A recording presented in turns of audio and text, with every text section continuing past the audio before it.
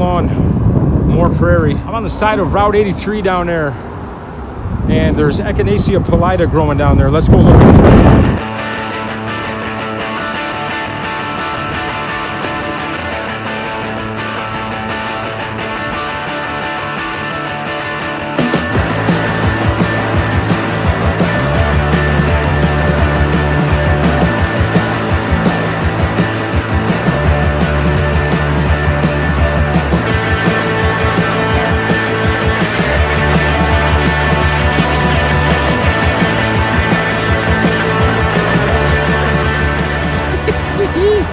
That's not my tagline, I screwed that up. What's going on, everybody? It's Mark from Lawn Creeps Limited out here in Villa Park, Illinois. And we have got ourselves a little patch of Echinacea pallida, pale purple coneflower, the scraggly granddaddy of your cute little hybrid version coneflower that you bought at Home Depot. This right here is the real deal.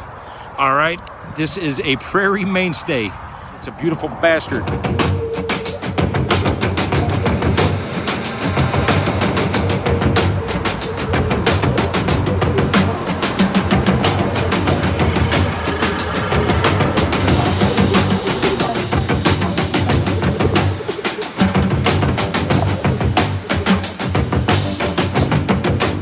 So yeah, this is a 2 to 3 foot tall herbaceous perennial. Unbranched, it has this one main kind of beefy, hairy central stem. It's covered in these coarse white hairs up and down it. It's stiff as hell. Those that have ever wasted 5 minutes of their life and read my Instagram posts know that I have a thing for hairy flowers. Okay, I like smooth women, but I like hairy flowers. Is that wrong to say? I'm sorry. I'm gonna leave that one there. Anyways, a lot of times they get all gnarly and curvy like this. Absolutely love that. It's kind of got this cool reddish tint to it. It's a composite daisy-like flower at the top.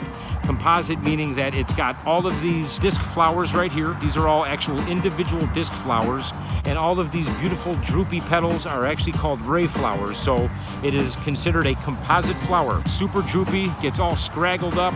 It is native to Illinois. This is kind of the quintessential Illinois native plant right here. Its habitat, its range, the distribution, if you will, is across the board. You can find it in mesic black soil prairies, in dry, rocky, gnarly, sunny hillside, oak savannas, woodland openings. It's kind of prevalent everywhere in that regard. The leaves are usually found at the bottom of the plant, so you've got this crazy wiry stem, like I say. I prefer these leaves. They are lanceolate. These are long and kind of narrow and pointy. They are much more curly. I love the way that these things curl up. The ones in my yard are super curly.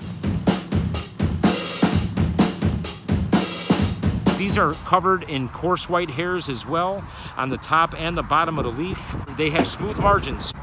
You know, there's no serration here. A lot different than its cousin, Echinacea purpureae. Those leaves are definitely more ovate, and the margins are serrated on those particular plants. Parallel venation.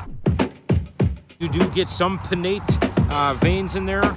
Badass motherfucker right here, man. Absolutely love the Echinacea pallida, an early summer bloomer.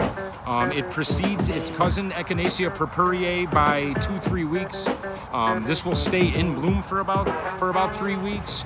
Most of these are kind of burnt out, but some of them are still popping down below here. I don't think I could grab a shot. I saw one back there that's still kind of going off. Tons of faunal associations with this thing. That kind of, you know, runs the gamut. Long-tongued bees, a lot of different butterflies. The who's who of butterflies visit mine. I had a goldfinch kind of dangling on mine. Not dangling, just sitting there while this thing was kind of blowing all over the place. It's like a stick shift of a Ed Big Daddy Roth drawing, man, of Radfink. But as far as the faunal association goes, every native bee you can imagine, you know, the all-important bumblebee, leafcutter bees, all the different types of solitary bees kind of feast on this thing. Every type of pollinator you can imagine utilizes this thing. And again, you know, it's kind of the granddaddy of that hybridized cultivated one that you're buying at Home Depot, you know. There's this thing in conventional gardening that a plant has to be showy, fragrant, and have, you know, long bloom periods, you know. So many people get hung up on how short something blooms or not. It's like, you know what, dude? It is what it is.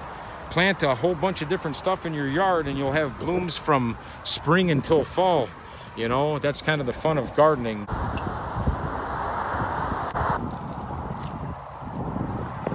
Did I get my shoes in the shot? Maybe I could do an advertisement for Vans, skateboard, BMX, botanizing. You could do all kinds of stuff in them, and you could jump over the highway partition and go look at Echinacea pallida on the side of the road.